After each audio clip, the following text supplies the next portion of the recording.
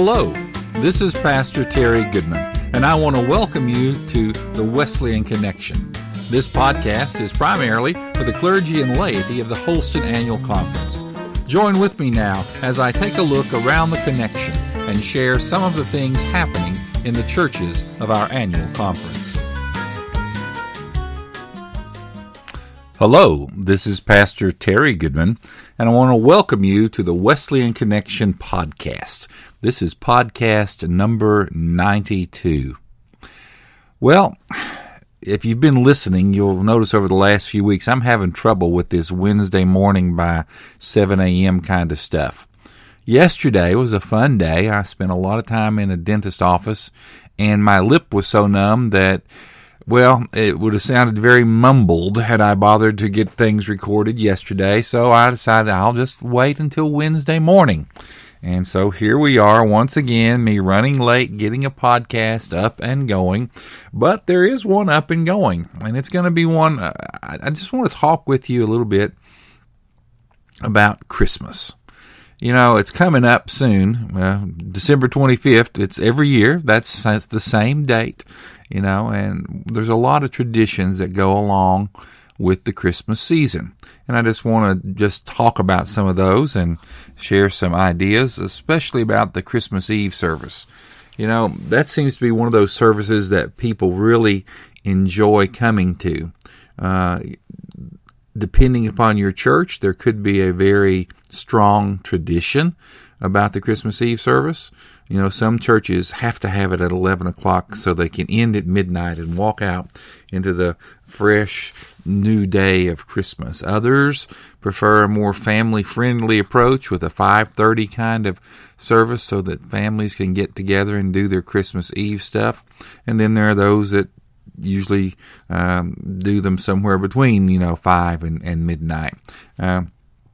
The church that I'm currently serving, we were doing the 11 a.m. or 11 p.m. service for Christmas Eve, but in the last couple of years they've switched to a 7 p.m. service, and we have found that attendance is about the same. Actually, we're getting maybe a few more people because not everyone can make it until 11 p.m., especially the children. And so we are finding our services at 7 to be very beneficial for us. When you have a Christmas Eve service, more than likely, you might be considering communion. That's great. I think it's a perfect time to celebrate communion on Christmas Eve. I would just make sure that you understand that Christmas Eve is also one of those times during the year that you will have perhaps more visitors than you would normally have. And so when you're celebrating Holy Communion at a time like that, you need to make sure that your instructions are clear. Whether you serve via intinction and have people come forward to stations to receive the elements, or whether you pass the plates through the pews and have people remove the elements from them that way, whether you have them come to the altar rail and kneel. There are several different ways that it can be done. For the sake of your guests, go ahead and be very clear in your instructions as to what it is and how it is that you are going to celebrate Christmas Eve in this place. Another thing to consider on Christmas Eve, some churches say, we're not going to take an offering on that day. We just want to have a simple kind of service.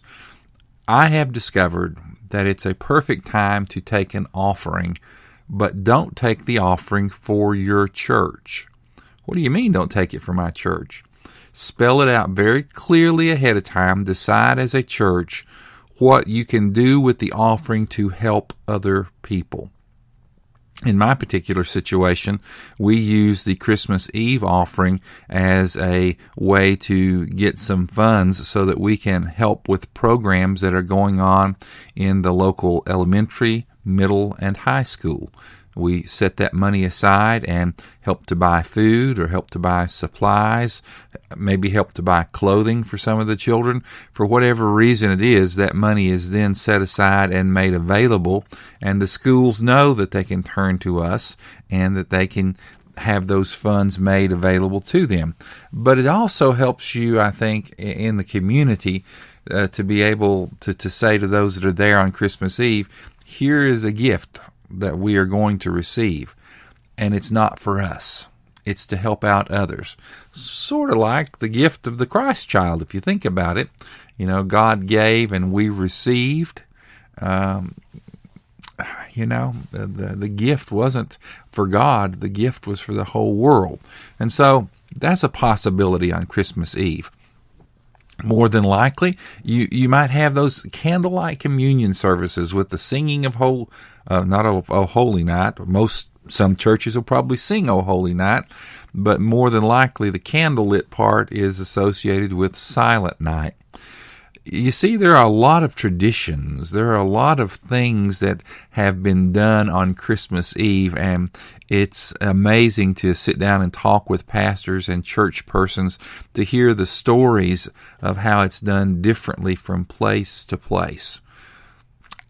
I'm not here to say anything is any better than anything else, but I am here to say that you have an opportunity on Christmas Eve to make a difference. You, as a pastor, will probably be preaching to people that this may be the one time during the year that they come into a church. As a church, you need to find ways to continue conversation with them on Christmas Eve. Perhaps you need to have a sign-up sheet or a pad that can be passed along, or if you have a bulletin, a handout in the middle of the bulletin that they can fill out, and so that you can gather information.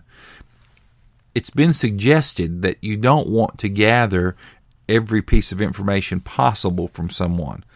Basically, all you need is their name and a contact, whether that would be an email address or perhaps a phone that has text associated with it.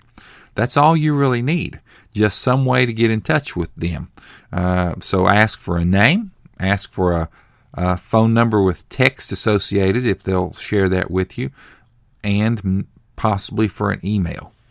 Clear, simple, to the point, and you will have that available then as a follow-up. Because if you go to the trouble of putting together a Christmas Eve service, and if you go to the trouble of sharing the gospel and sharing the music and sharing the joy of this time, and if persons' lives are touched, you need to find a way to follow up with them, to get in touch with them and to invite them back for more times of worship, for more times of fellowship with this group of people that they may have found for the first time on Christmas Eve.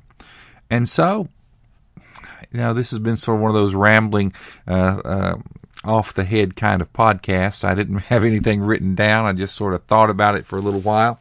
But I hope that maybe I've said something that will help you think about your Christmas Eve traditions in your church, and maybe shared some ideas that will help you maybe look at doing things a little bit differently than you've done them before.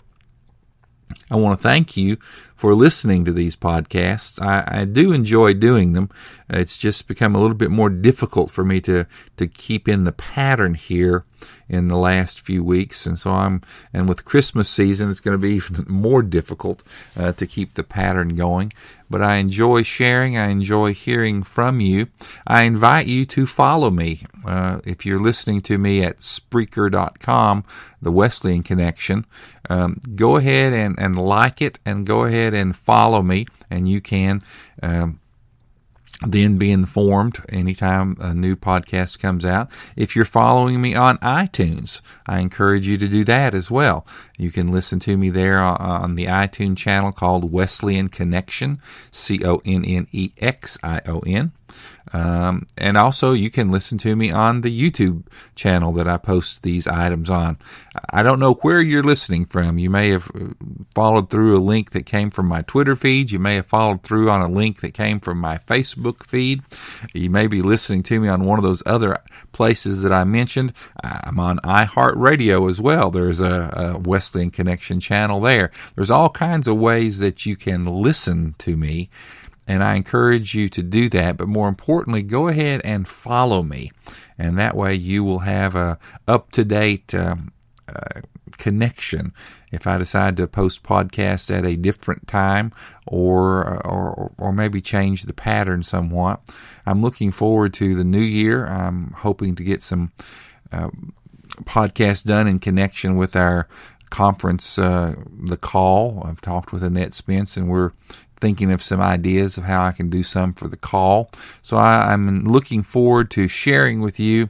And right now, I just simply want to wish you a great day. And if you don't listen again before Christmas, but I hope you will, have a very Merry Christmas for you, your family, and your church. God bless. Have a great day.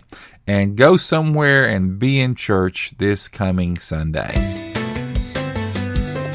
This is Pastor Goodman. Thanks for listening to this edition of the Wesleyan Connection. Be sure to check back often for more podcasts.